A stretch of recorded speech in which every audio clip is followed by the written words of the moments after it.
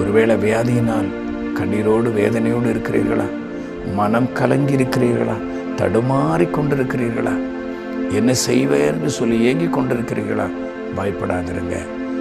உங்கள் இருதயம் கலங்காதிருப்பதாக இன்றைக்கே ஒரு அற்புதத்தை செய்து உங்கள் படுக்கையில் வியாதியின் படுக்கை அவர் மாற்ற வல்லமையுள்ள தேவனாக இருக்கிறார்.